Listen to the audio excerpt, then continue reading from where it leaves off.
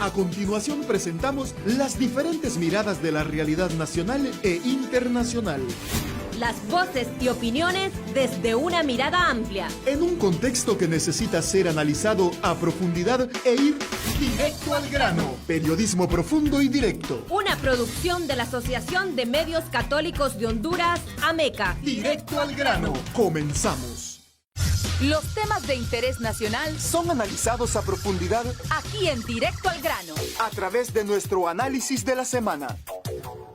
Le damos la más cordial bienvenida al programa Directo al Grano, una producción de Radio Progreso, la voz que está con vos para la Asociación de Medios Católicos de Honduras, AMECA. En un contexto de calamidad nacional, producto de la persistente mala administración del Estado hondureño, la pandemia de la COVID-19, los efectos que aún se sienten de los huracanes ETA y IOTA y la incertidumbre que se vive producto de este proceso electoral, está presente un tema que lo vamos a abordar en este espacio de Directo al Grano y es la instalación de las zonas de empleo y desarrollo económico sede, conocidas también como ciudades modelo, que el gobierno actualmente se encuentra promocionando como la única alternativa para generar empleo en Honduras. Si bien es cierto, el empleo tiene que ver directamente con la sobrevivencia de la población y la gente necesita un empleo para trabajar, pero ¿qué otras alternativas deberían de darse en este país para que la gente tenga un empleo que le permita tener alimentación, tener salud y tener vivienda? Pues vamos a conversar para eso con el economista e investigador del Foro Social de Desarrollo y Deuda Externa de Honduras, FOSDE, el licenciado Obed García, a quien le damos la bienvenida en este espacio de Directo al Grano. Muy buenas, qué bueno que nos acompaña, licenciado.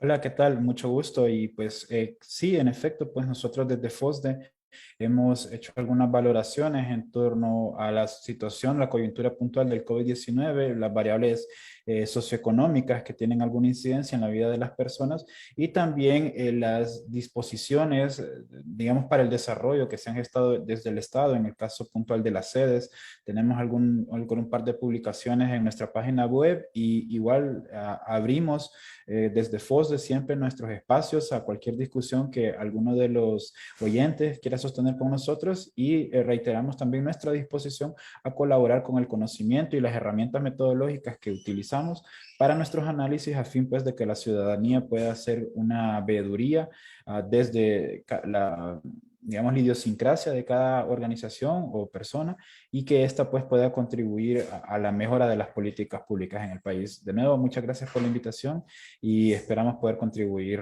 a la charla. Bueno, y el FOSDE forma parte de las organizaciones que integran la Coalición contra la Impunidad, que ahora mismo se encuentra impulsando una campaña llamada La Verdad sobre las sedes, que busca apelar a la indignación que provoca no solo la mentira sobre una necesidad urgente que es el empleo, sino que también implica el despojo del territorio, el despojo de la soberanía hondureña. Nos llama la atención y queremos arrancar justo con esto, Obed, sobre el nombre de la campaña, La Verdad de la Sede. Si nos tocara ahora mismo decirle a la gente que nos ve y que nos escucha de una forma clara, de una forma concreta, ¿cuál es la verdad de las sedes? Bueno, aquí podemos tener algunas consideraciones. Cuando se habla de que las sedes vienen a ser un mecanismo que podría solventar el problema del empleo o del nivel de ingresos que se pagan en los empleos nacionales, hay que ver que según el tipo de actividades que se han establecido en las sedes en este momento, no se puede asegurar de que estas podrían generar el nivel de empleo suficiente para absorber siquiera la cantidad de empleos que se perdieron por el COVID-19, por la pandemia del COVID-19 y también las tormentas de Tayota y en lo que va del año 2021. Según las estimaciones del INE, en el año 2020 se perdieron cerca de 220,000 empleos y en el 2021 la OIT ha publicado de manera muy reciente algunas declaraciones sobre que se perdieron cerca de 173,000 empleos en lo que va de este año. Es decir, de manera acumulada tenemos cerca de 370,000 empleos que se han perdido en una brecha de 2 años. Y por lo tanto, entonces, hablar de que las sedes podrían absorber esa cantidad de desempleados o que aún más absorberían el total de desempleos que se han venido acumulando, que si tomamos como referencia los datos desde el 2019, estamos hablando de un acumulado de cerca de 600,000 personas, 570,000 desempleados hay en este momento, que representa cerca del 12% del total de la población que tiene edad de trabajar y que es económicamente activa. Lo otro es que las actividades que se están gestando en las sedes están orientadas a los servicios y estas se caracterizan por requerir poca mano de obra. Es decir, 2 o 3 operarios se pueden encargar de un servidor, por ejemplo, que gestiona toda una infraestructura digital para la gestión de servicios financieros, de servicios de telecomunicaciones, que es un poco lo que se avisora en algunas sedes. Respecto de las sedes que están orientadas a la agroindustria, otra vez, como son actividades de poco valor agregado, no se requiere tanta mano de obra y aún peor, mano de obra especializada. Es decir, otra vez nos quedamos con personas que tienen un nivel de educación bastante bajo porque no encuentran el incentivo suficiente para profesionalizarse y de alguna manera que esa profesionalización sea rentable en un mercado laboral que paga lo suficiente para generar un atractivo. Y por otro lado, también son empleos estacionarios que están sujetos a periodos de siembra y cosecha nada más, pero a lo largo del año eso va fluctuando y usualmente esas fluctuaciones son más prolongadas cuando es a la baja, producto pues de que a lo largo del año no todos los meses son periodos de siembra y cosecha, sino que se dan como ciclos o tendencias, ¿no? En donde las siembras del Chile, por ejemplo, en el caso de la sede Morazán, sede Orquídea, que tiene que ver con periodos de lluvias, ya sea la temporada de la lluvia temprana o de las lluvias a fin de año, de la lluvia tardía, que tienen esos elementos que nos dan la pauta suficiente a nosotros para asegurar de que las sedes no vendrían a resolver el problema del desempleo y que aún el empleo que logren absorber no estaría sujeto a condiciones que le permitan a las personas crecer profesionalmente y mantener una dinámica, digamos, que se dispersa en toda la sociedad a fin de que no solamente los empleos de las sedes sean un conjunto como tal, sino que se genere una dinámica del mercado laboral que sea positiva y que beneficie a la población. Si no vienen a solventar la problemática que enfrenta Honduras, ahora con las cifras que usted menciona del desempleo provocados por la pandemia, por los huracanes y toda esa crisis que hemos venido arrastrando, si no vienen a solventar el tema del desempleo, ¿qué son realmente? ¿Qué hay detrás? ¿Cuál es la verdad que el gobierno está ocultando a la población? Realmente que la verdad es un cuento que ya conocemos, un poco similar a la situación que pasó en el siglo XX con los enclaves bananeros, en donde lo que se privilegiaba al final es la rentabilidad de los capitales extranjeros que se establecen en estos territorios con diferentes mecanismos, por ejemplo, los privilegios tributarios. De momento, la ley se caracteriza por conceder un sinnúmero de privilegios fiscales que sobre todo son el no pago de impuestos y por otro lado también están el no pago de otro tipo de aranceles como los aranceles a la importación que se cobran en el país, bueno, en el resto del territorio y que no se estarían dando en estos territorios. Respecto del marco legal también busca beneficiar a todas estas estructuras de financiamiento internacional por el mismo andamiaje que tienen las sedes hasta este momento. Y eso, claro, nos hace ver que la verdad detrás de las sedes es beneficiar a élites económicas extranjeras en detrimento, primeramente, de la sociedad hondureña y, en segundo lugar, en un mercado desleal frente a la competitividad de las empresas locales. Es decir, la empresa privada nacional no estaría en condiciones de poder competir con las empresas que se establezcan en un territorio sede.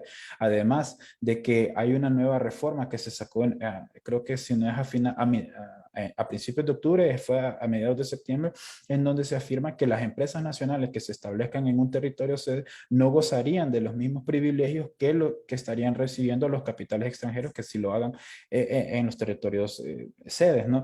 Y entonces ahí es donde nosotros decimos, bueno, todos estos elementos nos dan la pauta para decir la verdad de la sede no es el beneficio para la población, sino una vez consolidar riquezas extranjeras que lo que hacen es una especie de modelo económico extractivista en donde solo extraen nuestros recursos naturales, sociales y financieros, retiran su ganancia y como un ave migratoria, pues cuando el tiempo se pone mal, abandonan el país buscando otro tipo de rentabilidad en otros territorios, ¿no? A fin de cuentas, entonces, podemos decir que estos son los argumentos y más que todo desde la perspectiva económica. Desde la perspectiva jurídica, sin lugar a dudas, son elementos que se prestan para proteger estructuras de corrupción que se han estado presentando en el país, incluso para refugios. Se habla desde algunos sectores que estos territorios vendrían a ser refugios jurídicos para las personas que han cometido actos delictivos o de corrupción en el país y se vayan se establezcan como ciudadanos de estos territorios, ¿no? Sin embargo, pues ese ya es más un tema jurídico que le corresponde más a los abogados. De mi parte, más el análisis económico. Bueno, y justo con ese análisis económico que usted hace de quiénes ganan y quiénes pierden con la sede, porque en estos espacios nosotros tratamos de darle elementos a la gente para que también la gente pueda analizar esa realidad. Y si nos tocara ahora mismo, licenciado, poner rostros o nombres o apellidos, ¿quiénes podríamos decir que son los grandes ganadores económicamente hablando con este tipo de proyectos? Bueno, aquí hay que sopesar algunas cuestiones y lo que tiene que ver entonces como quién paga el precio de las cosas que no tienen precio. Por ejemplo, el conflicto social que se está desarrollando en torno a los territorios sedes, tanto en la comunidad de Roatán, en la sede Próspera y como en la sede de San Marcos de Colón, en la sede Orquídea, pues cómo se pueden valorar esas cuestiones y quién gana, quién al final es el gran ganador de todas estas cuestiones. Sin lugar a dudas, una vez más tenemos los elementos suficientes para decir que son los capitales extranjeros que se establezcan en estos territorios. A la ciudadanía entonces le toca pagar el precio de aquellas cosas que no tienen precio, el deterioro ambiental, el conflicto social, las violaciones a los derechos humanos, el incremento de la inseguridad producto pues de las desigualdades que se estarían dando entre las personas que viven en un territorio sede y las personas que no. Todas esas cuestiones nos hacen ver que el costo social y económico para el resto de la población hondureña sería de tal nivel que no llegaría siquiera a representar una pequeña parte del beneficio de aquellas personas que sí se estarían beneficiando y que en su mayoría, una vez más, serían capitales extranjeros. Quizás algunas estructuras nacionales, pero ahí ya hablamos de aquellas élites que han mantenido en una captura económica y política al país. Y es entonces donde vemos que en el balance los ganadores, que vendrían a ser un pequeño porcentaje, vienen a absorber la mayor parte de los beneficios, heredándole a la población hondureña, al resto del territorio y aún más a los más pobres, los costos por el consumo y la utilización de los recursos de los cuales ellos no se han podido beneficiar por diferentes elementos: falta de capital, falta de oportunidades, no tener acceso a financiamiento, políticas que limitan su crecimiento. Hay un sinfín de elementos. Entonces, en ese balance, otra vez es insostenible la instalación del modelo sede en Honduras y tampoco se puede decir que sea política y socialmente viable. Ahora, una cosa, en algunos territorios se habla de la amenaza de la instalación de la sede, pero en los trabajos que hemos hecho desde Radio Progreso, en las diferentes radios también, hemos visto que esa amenaza es una realidad. Por ejemplo, ya no se puede hablar en algunos territorios de que se va a instalar una sede cuando ya está instalada. ¿Qué territorios concretamente están en riesgo y en qué territorio ya se puede decir que están instalados estos proyectos? Bueno, los territorios que están en riesgo, que se han priorizado, bueno, los que están en este momento actual, estamos hablando de la zona insular, en Islas de la Bahía, en la sede Próspera, en la zona de San Marcos de Colón está la sede Orquídea, bueno, la sede Próspera está muy orientada a los servicios de turismo, de intermediación financiera y telecomunicaciones. La sede en San Marcos de Colón, Orquídea, es agroindustria, sobre todo se habla de exportación de Chile y de otros productos agrícolas que se pueden exportar bueno, que se pueden producir en la zona norte. Se habla, bueno, de momento y las publicaciones recientes en los medios de comunicación escrita ya están hablando de la instalación de la sede Morazán en la zona de Bajo Aguán, particularmente cerca de Choloma, que ahí ya se estaban comprando los terrenos, todos estos territorios, y de ahí tenemos la expectativa de qué sería con las sedes que se hablaba que se iban a estar instalando en la zona noroccidental, por ahí en Santa Bárbara, también en la zona centro-oriente, en Olancho. Ahí habría que ver cómo se van desarrollando esos procesos de compra o de negociación en esas sedes. A fin de cuentas, no se puede dejar de preocuparse por el hecho de que esos territorios que ya se han instalado son compras, es decir, no son concesiones. ¿Y cómo entraría cómo se resolvería en un arbitraje internacional el hecho de que estos capitales extranjeros compraron esos territorios en Roatán, en San Marcos de Colón y en Choloma, frente a un posible nuevo gobierno que venga a cambiar esa dinámica y expropie esos territorios o se dé algún proceso de retirar los derechos privados sobre esos territorios? ¿Cómo quedaría entonces la posición jurídica del país frente a esos elementos o la posición de la seguridad jurídica que hay en el país? Eso tiene un fuerte impacto en la atracción de capitales extranjeros sanos y aún más en los mismos capitales nacionales. Desde FOSDE, licenciado, ¿qué análisis han hecho sobre los privilegios fiscales específicamente? Bueno, los privilegios fiscales hasta la fecha suman cerca de 39.000, entre 39 y 42 mil millones de lempiras que el Estado deja de recibir por concepto ya sea de privilegios, del no pago de impuestos a la renta o los impuestos, a la venta por el tema de las exenciones a la canasta básica. Aquí hablamos que es un ingreso que el Estado deja de percibir, que supone cerca del 5 o 6% del Producto Interno Bruto y alrededor del 50% de los ingresos tributarios.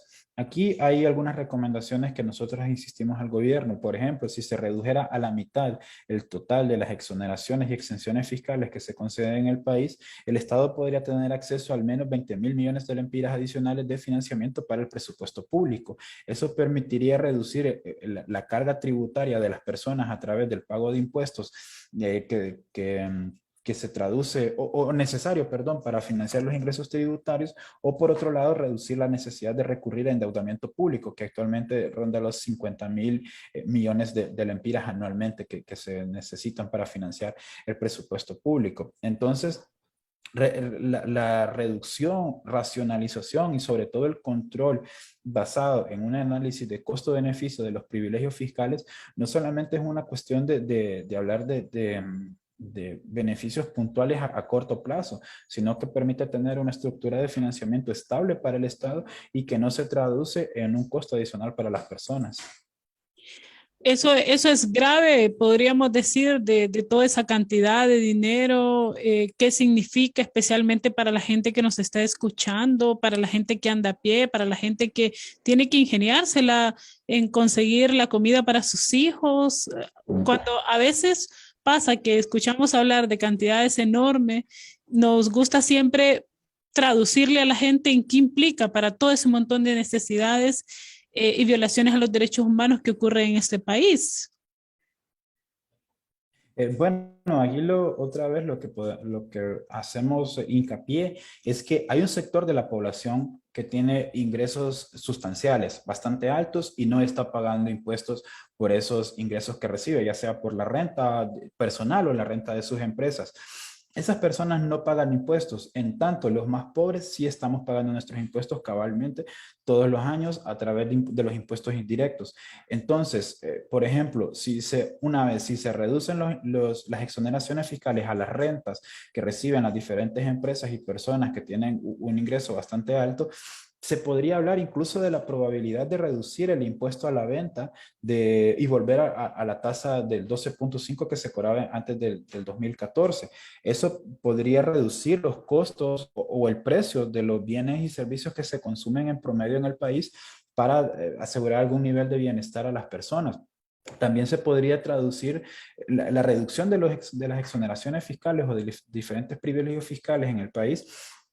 Se podría traducir en un incremento del financiamiento necesario para programas de asistencia social, de reducción de la pobreza, inversiones en programas y proyectos que permitan la reducción de costos, ya sea del traslado de mercancías, del traslado de personas. Hablamos de infraestructura vial, por ejemplo. También se podría utilizar ese financiamiento para invertir en la construcción de una red hospitalaria descentralizada, y también de la provisión de infraestructura escolar, de escuelas públicas, y la provisión de los materiales y el personal necesario para sostener esas escuelas. Todos esos elementos se pueden derivar de la reducción de las exoneraciones fiscales, porque, como lo mencionamos, las exoneraciones o los privilegios fiscales en general básicamente se traducen en una menor capacidad de financiamiento del Estado, y considerando la necesidad que hay en este momento, que incluso nos obliga a pensar que el siguiente año vamos a tener que recurrir a un presupuesto de cerca de 308.000 millones de lempiras, estamos hablando que todo este financiamiento, cualquier tipo de financiamiento, es altamente necesario y útil para beneficiar a las personas al final de cuentas, por los elementos que ya se han mencionado. Bien, y a propósito, estamos ya prácticamente finalizando este año, viene un proceso electoral, y a propósito de esas elecciones, según el análisis que ustedes han venido realizando, ¿qué papel podríamos decir que han jugado los políticos, los funcionarios públicos en torno a la instalación de la sede? Bueno, hasta el momento lo que hemos visto es una clase política bastante útil para las élites económicas y políticas que han capturado al Estado a través de diferentes estructuras de corrupción. Lo que vemos entonces también es una clase política que ha configurado un marco legal y económico que beneficia solamente a una pequeña parte de la población en detrimento de la mayor parte de la población. Por ejemplo, los datos del INE nos permiten ver cómo a lo largo del tiempo y en estos últimos 10 años hemos visto cómo los ingresos de los más pobres se mantienen en promedio en alrededor de 150, 180 lempiras mensuales. En tanto, los ingresos de los más ricos pasaron de 7.000 lempiras en promedio mensual en el año 2012 a cerca de los 9.500 lempiras en el año 2019. Entonces, esa brecha se ha ido ampliando, y eso es lo que ha permitido la configuración de las diferentes políticas que se han estado aprobando. Lo otro también, no se puede hablar de ordenamiento territorial con las sedes, porque aquí tenemos una cuestión que lo que hace es polarizar los territorios y las sociedades, y no las integra en un mercado dinámico en donde el comercio de mercancías y de materias primas, o mejor dicho, el encadenamiento de las cadenas de valor se rompe. Entonces, al final hace que el productor de café de Copán no tenga ninguna relación con el consumidor de San Pedro Sula, de Tegucigalpa, sino que la cadena de valor que hay entre Copán y San Pedro Sula se rompe por los diferentes, las configuraciones que hay de políticas públicas que favorecen algunos capitales por encima del resto, y por lo tanto entonces el productor de café de Copán ve cómo sus ingresos no aumentan a pesar de incrementar su producción de café, y por otro lado el consumidor de café en la zona metropolitana, digamos San Pedro Sula, Tegucigalpa, Comayagua, ve que los precios del café siguen a la alza, se siguen aumentando a pesar de que producimos café. Entonces, esos elementos son los que han venido, digamos, favoreciendo e impulsando las políticas que hasta ahora se han implementado. A fin de cuentas, también es necesario tener en presente la calidad de las instituciones públicas, que sigue dejando un sinsabor, no solamente para la población organizada en sociedad civil, sino también para la población en general y las empresas privadas y todos los elementos, incluso en el contexto internacional. Tenemos indicadores de Estado de Derecho bastante deteriorados, en donde ubican a Honduras como uno de los 20 peores países con un Estado de Derecho más frágil, y eso implica o se nutre, por ejemplo, de la violencia contra defensores de derechos humanos, defensores del territorio, grupos campesinos y todas las personas que han sufrido algún malestar de parte de los actos de violencia patrocinados por el Estado. También tenemos los indicadores de corrupción que nos hacen ver cómo Honduras se ha vuelto cada vez un país más corrupto, más corrupto, más corrupto, y esto por los indicadores que evalúa la cuenta del milenio. Y así otros elementos que se pueden evaluar desde una perspectiva de indicadores internacionales que se pueden tomar como objetivos, ya que no tienen ningún favoritismo político ni una intención ideológica frente a las condiciones económicas del país, sino que ya son evaluaciones de instituciones de financiamiento internacional.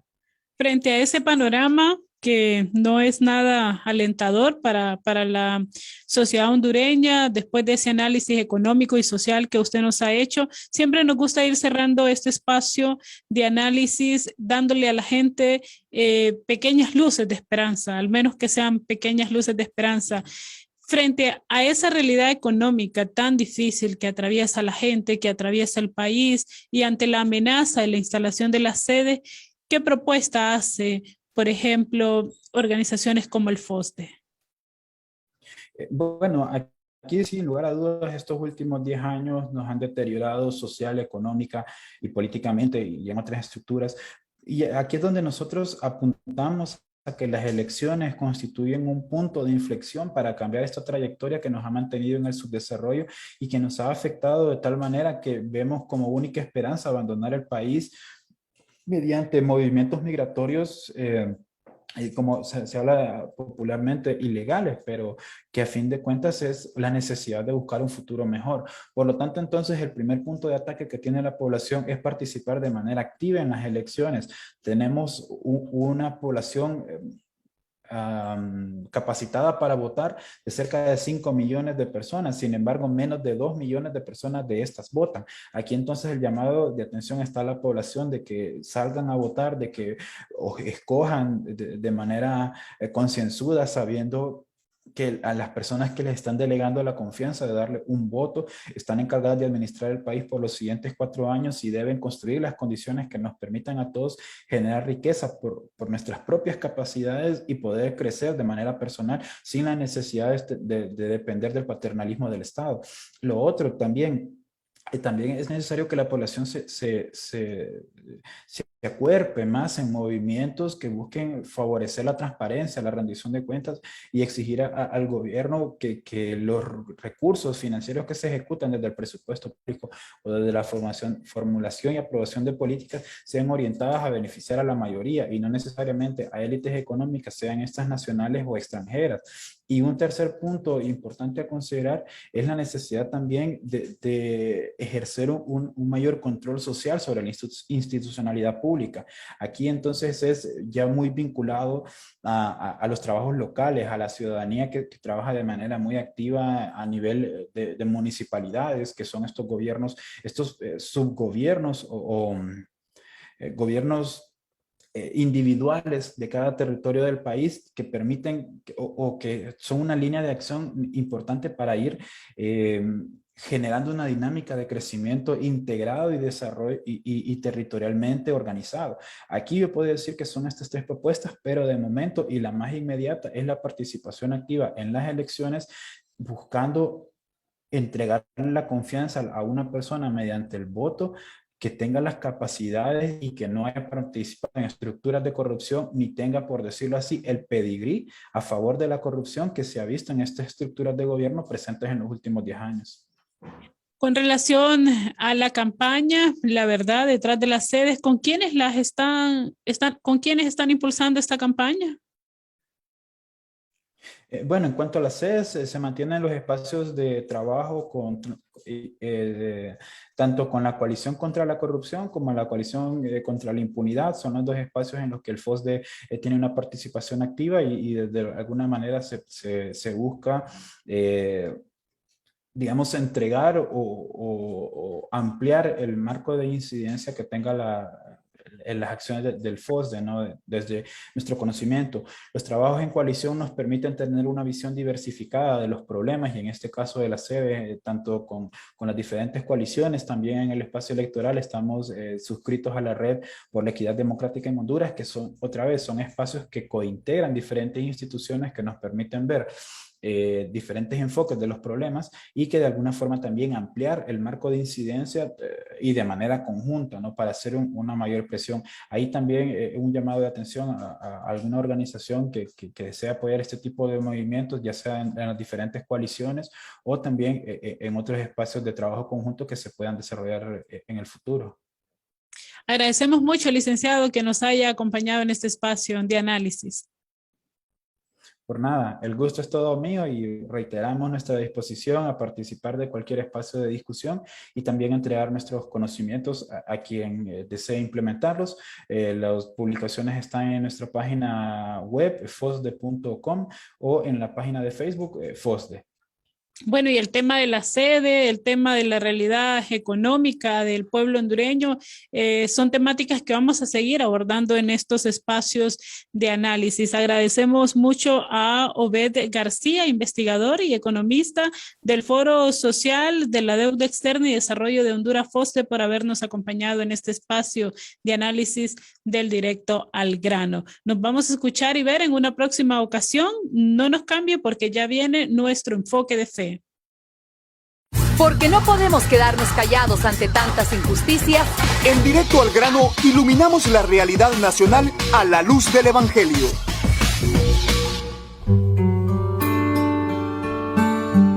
Saludos, hermanos y hermanas, bienvenidos a este enfoque de fe. Nuestro compromiso por sembrar desde la semilla de vida eterna. La dura realidad de violencia, criminalidad, desempleo, pobreza extrema y crisis institucional nos lanzan a trabajar en la búsqueda de salidas. De lo contrario, nos seguiremos hundiendo en la deshumanización y la crueldad. Ya ha quedado muy comprobado que nuestros políticos no salen de su irresponsabilidad y siguen haciendo las cosas y comportándose como si Honduras no estuviera destartalada. Es necesaria la participación activa de la ciudadanía. Si queremos convertir el sufragio en un ejercicio para recuperar la democracia perdida, es inevitable orientar a la población para que exija responsabilidad ante el país a los dirigentes de los partidos políticos. Es necesario demandar de los políticos un compromiso que vaya más adelante que sus ambiciones particulares y que toda la sociedad caigamos en la cuenta de que los cambios verdaderos y estructurales pasan por propuestas y compromisos que no residen solo en los políticos y funcionarios, sino también y sobre todo en una ciudadanía que conoce y se compromete con su realidad y busca transformarla. Frente a los discursos superficiales, promesas vacías y el uso de la política y de los cargos para la corrupción y la mentira, la Iglesia hacia adentro ha de saber transmitir un testimonio real y verificable de servicio y solidaridad con los pobres, transparencia en el uso de los bienes, relaciones humanas basadas en la verdad y el respeto y de lucha interna por contrarrestar todo tipo de impunidad, abuso e injusticia. Si la Iglesia exige a los candidatos que no busquen puestos para enriquecerse o para adquirir más poder para dominar, sino para servir a los más pobres, es porque al interior todos sus miembros, comenzando por quienes tienen responsabilidades jerárquicas, se esfuerzan en dar ejemplo testimonial de servicio y entrega, de austeridad y desprendimiento de bienes materiales y de distancia de aquellos bienhechores que les halagan con bienes y con prestigio. Nuestra Iglesia tiene mucho que aportar en este tiempo complejo de campaña electoral. Los candidatos se insultan unos con otros, manejan un discurso superficial y utilizan las necesidades de la gente para ganar adeptos y escalar posiciones. Para que la Iglesia haga sentir su palabra iluminadora en estas oscuridades hondureñas, sus autoridades han de dar testimonio inequívoco de cercanía con los sectores más empobrecidos, no solo para ayudarles, sino para fortalecer sin prudencias y sin cálculos sus derechos y su dignidad ante los poderosos y dignatarios. Así como los profetas hablaron del futuro de Dios comparándolo como un monte santo, en donde nadie será fuerte ni nadie será débil, en donde nadie usará armas ni nadie tendrá ponzoña para envenenar a los demás, de igual manera, quienes promuevan la justicia y la paz, como lo hizo el Señor Jesús, serán llamados hijos de Dios, porque estarán haciendo justo lo que da identidad al reino, es decir, su labor por la paz será una misión divina. A pesar de estar calificado como un país conducido por criminales, narcotraficantes y corruptos, la fe en el Dios de la vida nos impulsa a apostar aún en contra de toda esperanza y de los mismos análisis por una humanidad reconstruida desde el amor y la justicia. El sueño de Dios para la humanidad, la utopía, ha sido recogida espléndidamente por la tradición profética de la Biblia. Isaías, el gran profeta del Antiguo Testamento, lo expresa de esta manera tan bonita y sencilla. El Señor gobernará las naciones y enderezará la humanidad. Harán arados de sus espadas y sacarán hoces de sus lanzas. Una nación no levantará la espada contra otra, y no se adiestrarán para la guerra. Isaías capítulo 2, versículo 4. Nosotros podemos dudar de muchas cosas, pero jamás podemos dudar de que el futuro será nuevo, porque delante de nosotros está el triunfo de Jesús sobre la maldad y la muerte. El futuro no puede ser de tristeza e injusticia si hoy nos comprometemos a construir las bases de esa vida eterna cuyas mieles de amor y de paz las podemos vivir desde ahora, si las construimos y nos comprometemos a hacerlas realidad. No podemos hablar de una vida eterna de paz y justicia si hoy no sentamos sus bases. La mentira, el miedo y los abusos de poder no pueden tener la última palabra, y menos la injusticia y exclusión que nos deshumaniza. Por eso, desde nuestra fe cristiana confirmamos la lucha por una democracia que dignifique y que brota de la justicia e inclusión, y en donde la muerte no podrá campear como triunfadora, y no habrá madres que lloren a sus hijos e hijas porque se les arrebate violentamente su vida prematuramente. Así concluimos con la esperanza que nos deja el profeta Isaías. Los de mi pueblo tendrán vida tan larga como la de los árboles, y mis elegidos vivirán de lo que hayan cultivado con sus manos. No trabajarán inútilmente, ni tendrán hijos destinados a la matanza.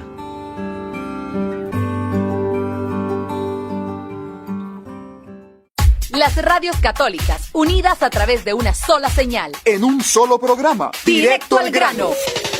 Una producción de Radio Progreso para la Asociación de Medios Católicos de Honduras, AMECA. Quedó informado e informada con las diferentes miradas de la realidad nacional e internacional. Escuchó las voces y opiniones desde una mirada más amplia. Solo aquí. Directo al grano. Periodismo profundo y directo. Una producción de la Asociación de Medios Católicos de Honduras, AMECA. Hasta un siguiente programa.